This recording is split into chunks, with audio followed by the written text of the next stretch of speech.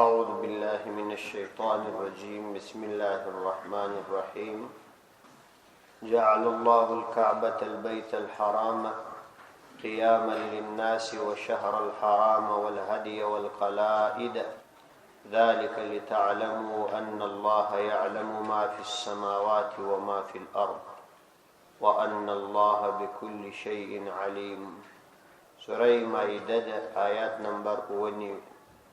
جعل الله ګرځولې د الله عز وجل الكعبة كعبة البيت الحرام بيت الحرام قياما د قيام ذريعه للناس د فارد خلق والشهر الحرام او د حرمت میاشت والهدي او د قرباني حیوان والقلائد او پټي د غاړي ذلك دا ذکر لتعلموا چې تاسو پوسی ان الله چې یقینا الله عز وجل يعلم فوهیج ما فاغه في السماوات چې په اسمانونو کې وما فاغه في الارض چې په مځکه کې وان الله بكل شيء عليم او یقینا الله عز وجل بكل شيء فهر شی باندې علیم فرا علم لرونکي.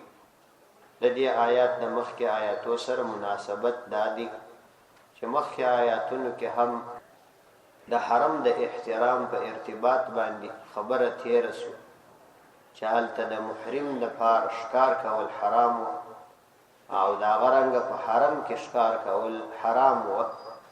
نو د حرم د احترام یادونه نور روانو آیاتونو کې هم د کعبه عظمت او احترام او د انسانیت د پاره بقا او ګټي بیان.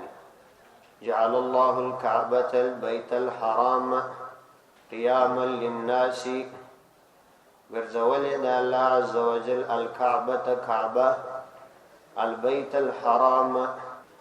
حرام دا د عزت په معنا دی یعنی د عزت کور. په عربو کې دا کعبه په نامه باندې یو بل کوټه هم جوړه و چې هغه ته دوی کعبه یمانیه وایي او دا د بنو خصعم د قبیله کوټه. نو د دې لپاره چې کعبه د هغه څخه جلا کی نو د البیت الحرام کلمه وسره زیاته د دې لفظ زیادت غرض دا او کعبه په لغت کې لوړ ځای ته وایي. دا غبیجله کې تم په عربي کې کعب وای په همدې خاطر چې دا لږ را پورته شوی او کعبه تم کعبه ځکه وای چې دا د ځکه څخه را لوړه. نو الله عز وجل ګرځولې د الکعبه کعبه البيت الحرام چې د عزت او احترام کور. حرام د عزت شته ویل کی دا محرم ځکه بل کی چې دا شذې ته او یا و نارینه ته محترم د مور سره نکاح په هم دي خاطر نه رواکیر شاغت عزت او کمال لري. قیاما للناس ذریعه د وجود او د قیام للناس د فرض خلق. قیام دا اسم مصدر دی او په معنا باندې د سبب دی یعنی سبب د مصلحتونو للناس خلق له.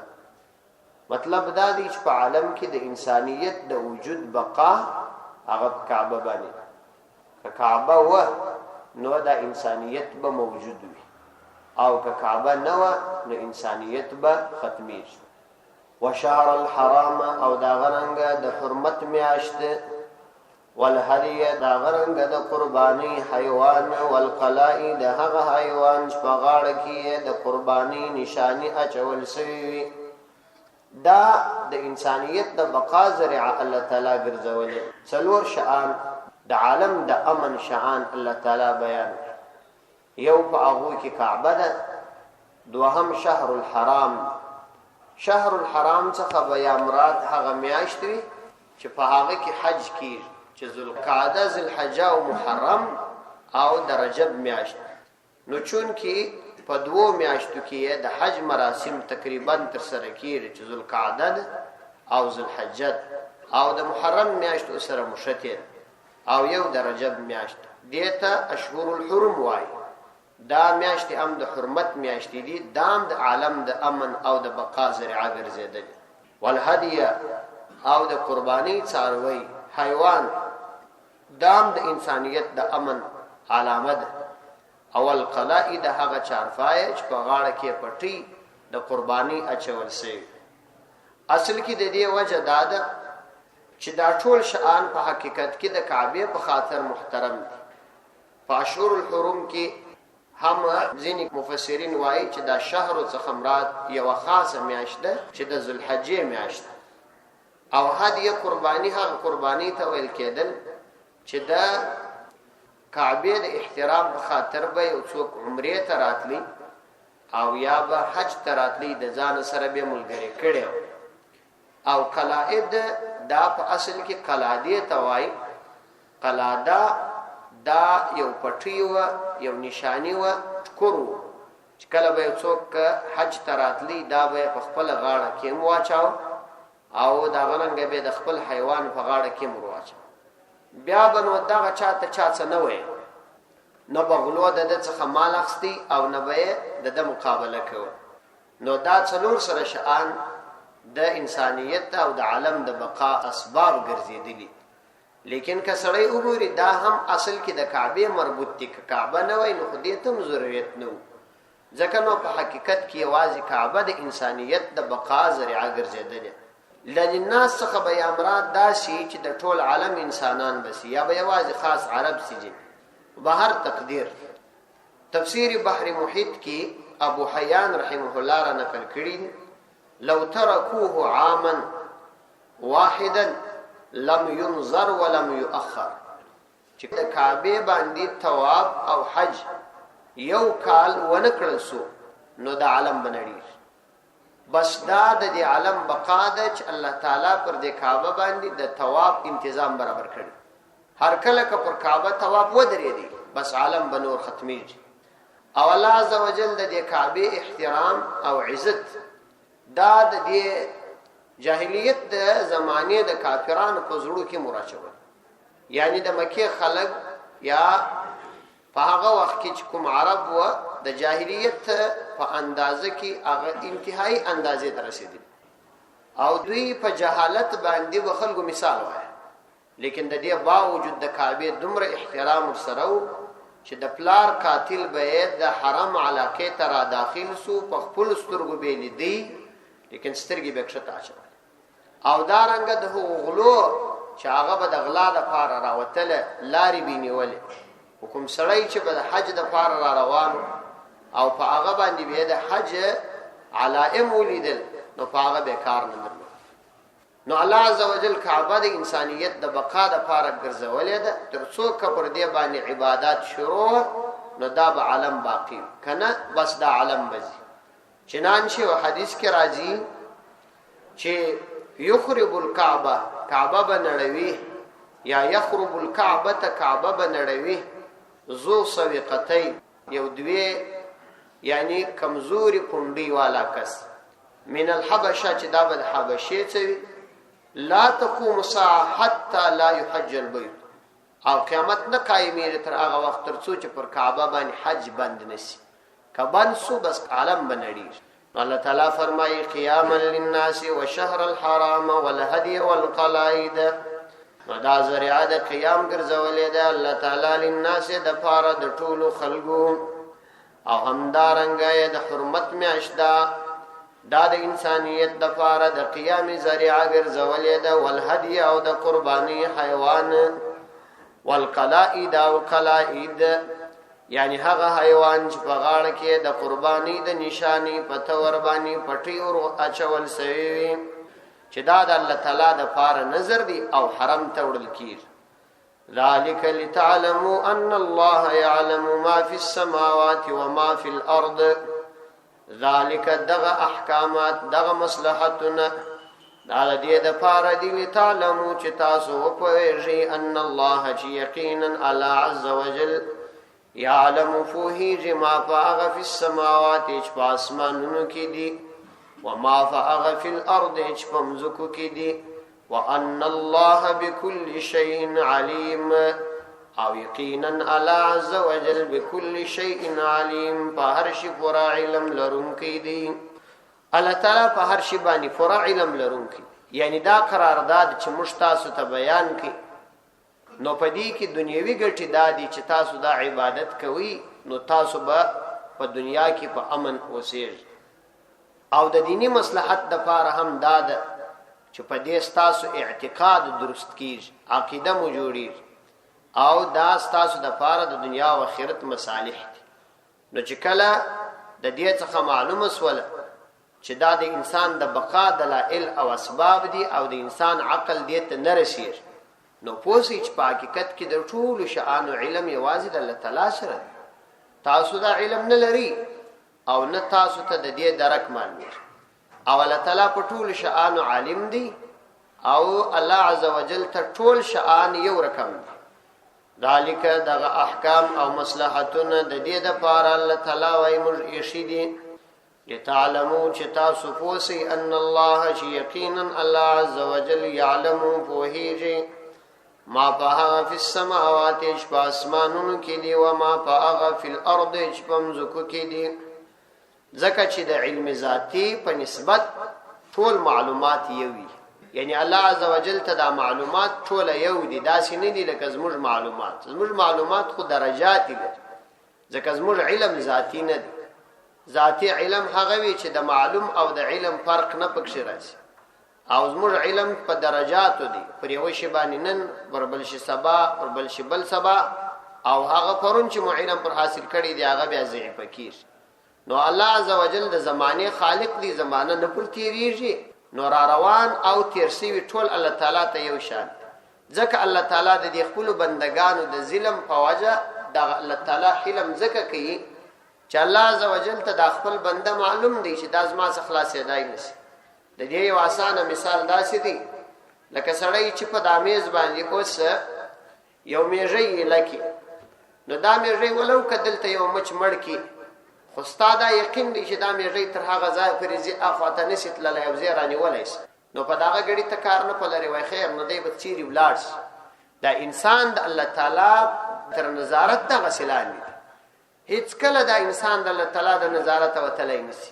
نو الله عز وجل هغه سره معامله د حلم کوي چې خیر دی کېدای شي تر هغه ځای چې توبه وکړي، لیکن د الله تعالی څخه تلای نشي.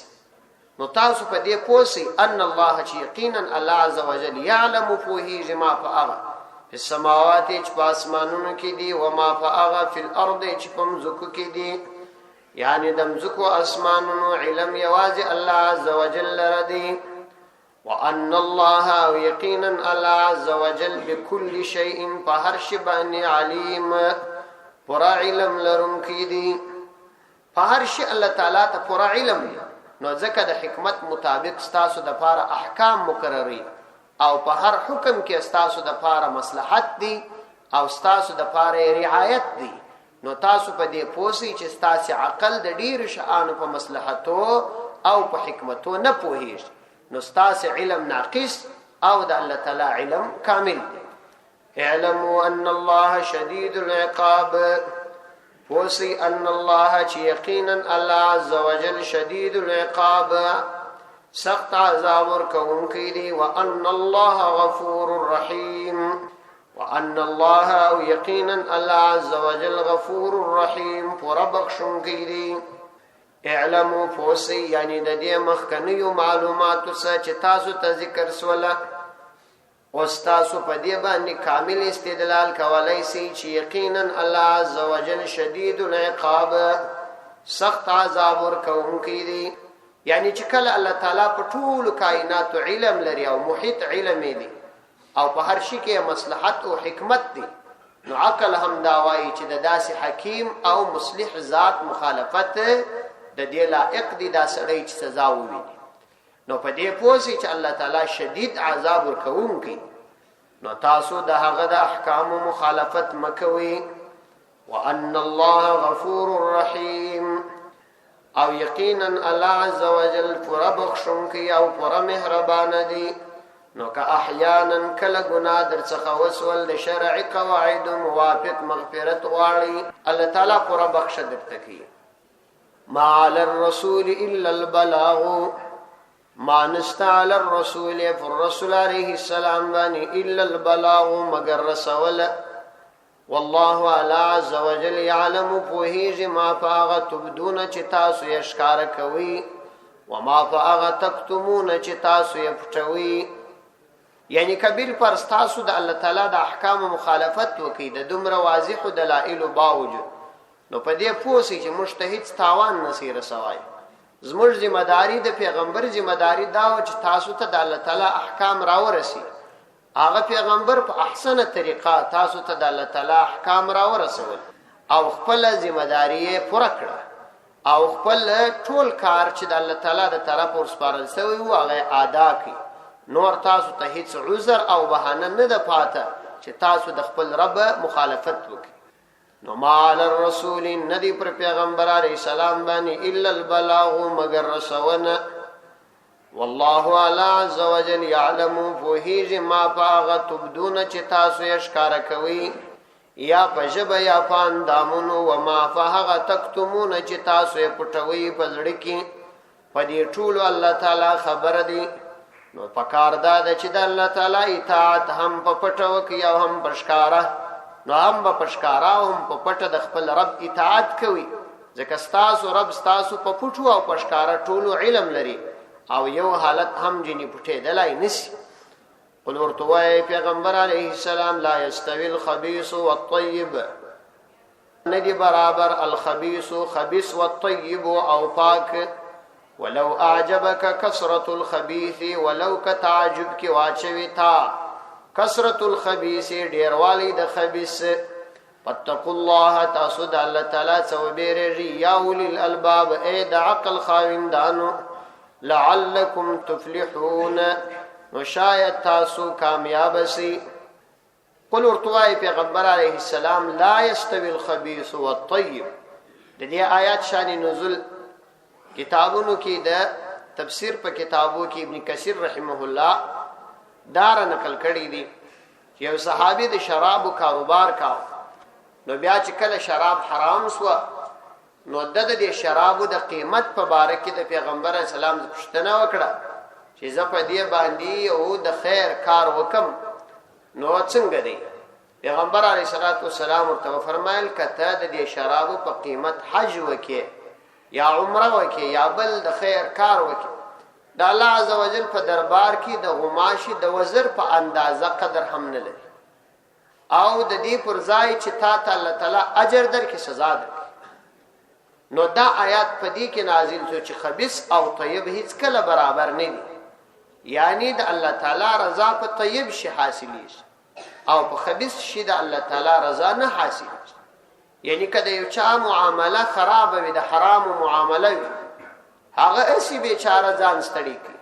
ایو عالم څه چا پوښتنه کړې و چې د یو چا کاروبار خراب د کافرانو د معاونت دپاره ډېر موټران کافران تور کړي او بیا عمرو تم ډیر شي ولنو فقط یو منظره کړی ده لیکن ثواب ور باندې نشته.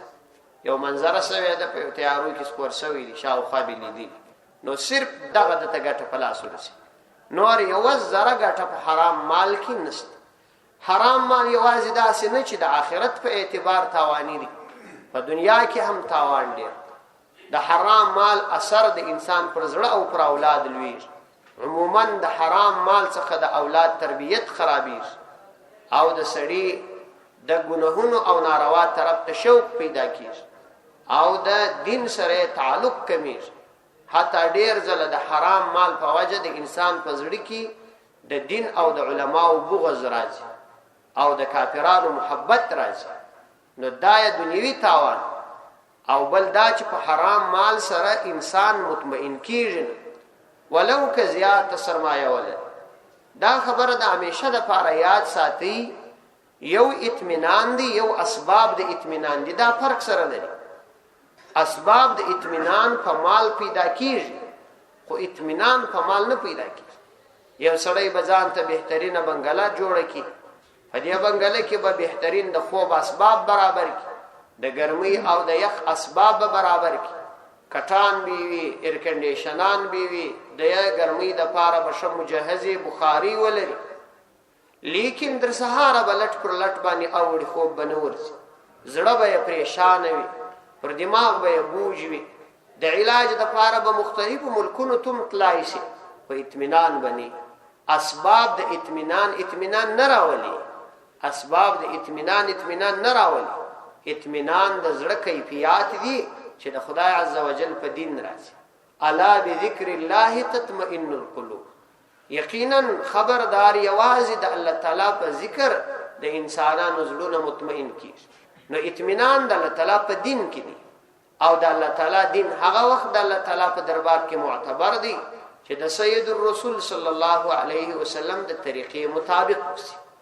نو الله تعالی فرمایي قل ورتوای پیغمبر علیه السلام لا یستوی الخبیث، برابر ندی الخبیث خبیث والطیب او طیبه، خبیث او طیب سره برابر نه دي.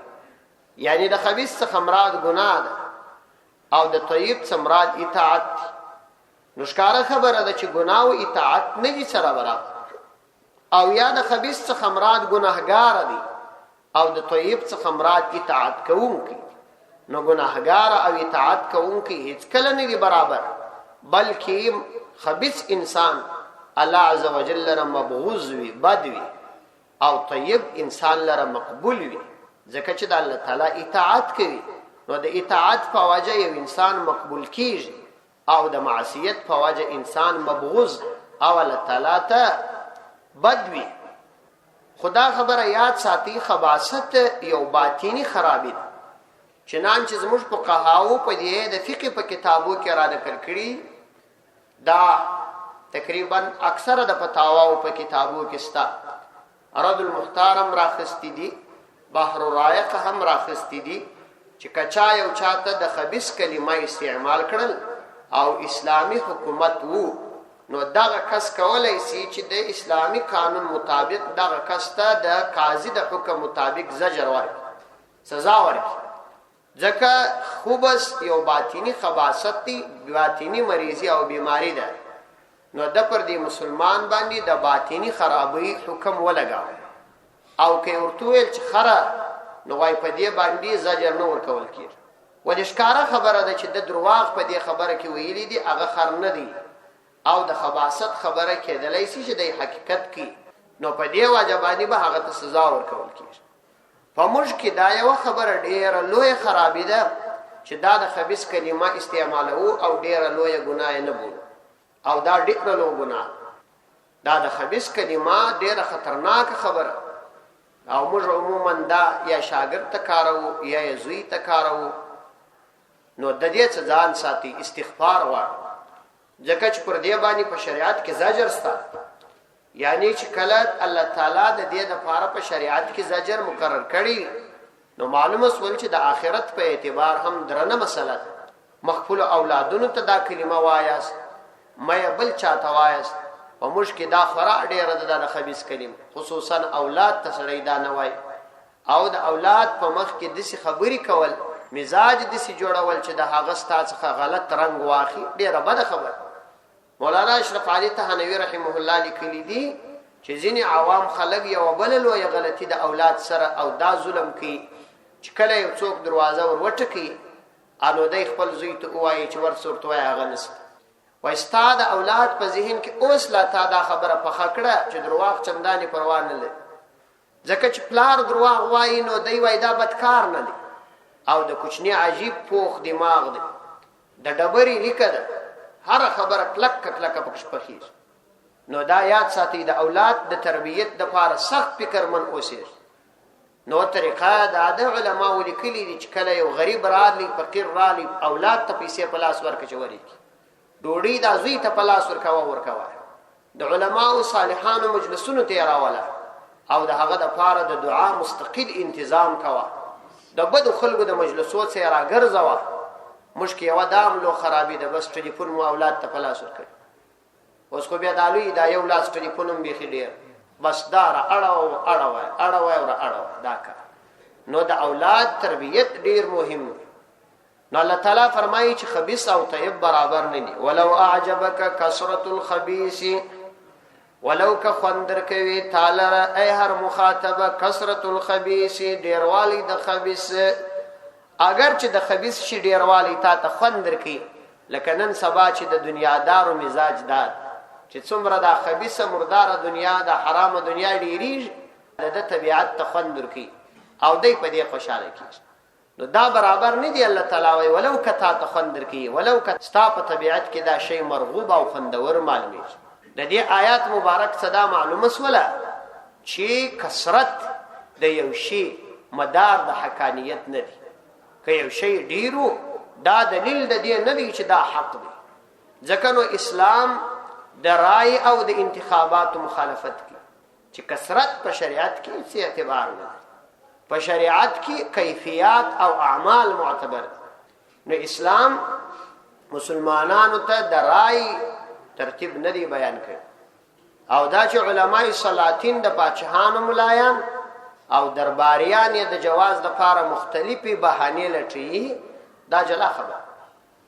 عمر رضی الله عنه چې کله په شهادت رسیدي او ابو لؤلؤ مجوسی خبيث او ملعون په شهادت ورساو نو ابو لؤلؤ څخه ورسته چې دی سخت شدید زخمی او د شهادت حالت تقریب نو چا ورته ویل چې ته یو څوک وټاکه پر ځای مقرر کړ. نو دوی ورته ویل کما یو څوک وټاکي نو د یو چا اتباع به کوي کمه ونه ټاکي نو هم به د یو چا اتباع کوي. نو بیا یې ویل چې تر ما خیر انسان ابو بکر هغه زو ټاکل او تر ابو بکر خیر انسان سید رسول صلی الله علیه وسلم هغه څوک نو ټاکل ولو کده خبرو سي اشاره د ابو بکر رضی الله عنه طرف تسوي صراحتا اذا چانم نو یاد کړي. نو یې بیا د دې څخه ورسته شپږ کسیزه شورا وټاکل. هغه شپږ کسان دې د لپاره مقرر کړل چې په یو کوټه کې کښېني تر څو چې تاسو یو څوک مقرر کړی نه راوځي بنه. نو هغه شپږ کسان د نن کښېنستل. عثمان رضی الله عنه انتخاب. نو اسلامی امت ته تعلیم د صحابه کرام او د نبی علیه الصلاۃ والسلام د ژوندانه دا ورسېد چې انتخاب په صالح انسانانو کې ولیک کثرت اعتبار وي نو ګرد عمر بداسه څوک در باندې مسلط وي چې ګرب امیر او سگ وزیر او مشورا دیوان کند این چنین ارکان دولت ملک را ایران کند دا څه کسان در باندې مسلط او بل دنیا کې کتا سي وګوري همیشه کثرت په باطل طرف کې موږ به وګورو صالح اعمال څونه دي او بد اعمال څونه دي. آیا کثرت د بد اعمال دي کده صالحه اعمال دي؟ تاسو یو د جمعې په ورځ باندې وګورئ چې ستا څومره ځوانان په شهر کې د جمعې لمانځه ته پاتې کېږي او څونه دي وسی. تاسو وګورئ په دې خپل شهر کې چې څونه اسلامي مدارس لري او څومره مکاتب لري. ولو که مکاتب خو بد نه دي خو نن ورځ چې کوم نظام روان دی دا نظام مناسب نظام دی. او که موږ وګورو د ایمان او د کفر نسبت سره واخ مؤمنان ډیر دي که کافرات. او که موږ وګورو تقوا او طهارت او دیانت او امانت چې په خلکو کې تقوا او دیانت او امانت ډیر دي که فسق او فجور پکې دي. ښکاره خبره ده چې فسق او فجور ډیر. او که موږ وګورو چې عدل او انصاف ډیر دي که ظلم او تجاوز ډیر. نو کثرت همیشه د بدوي. او که موږ وګورو چې علم ډیر دي که جهالت ډیر. څومره کسان مو علم لري او څومره مجاهلان دي بې علم. او که موږ وګورو د عقل خاوندان ډیر دي که بې عقلان دي. نو الله تعالی فرمایي ولو اعجبک کثرت الخبيث اگر چې کثرت د خبيث تا په تعجب کې واچي خوان در کې خو خبيثه هیڅ مدار د کیفیت نه دی. فتقوا الله نو معلومه سواله چې د عقل کار ماخله د خدای دین ته متوجه است. فتقوا الله نو او بیرېږي د الله تعالی څخه یا اولی الالباب اې د عقل خاوندانو. معلومه سول چې د عقل خاوند هغه دی چې د خدای بیرېږي. فتقوا الله دا سو بیرېږي د الله عز وجل څخه یا اولی الالباب اې د عقل خاوندانو. نو د الله تعالی د بیرې ګټه بچی شي لعلکم تفلحون. نو شاید امید یعنی یقیني د چې تاسو به کامیاب است او کامیابی دا د چې جنت به حاصل کی او رضای حق د الله تعالی رضا به پلاس درسي. صدق الله العظیم.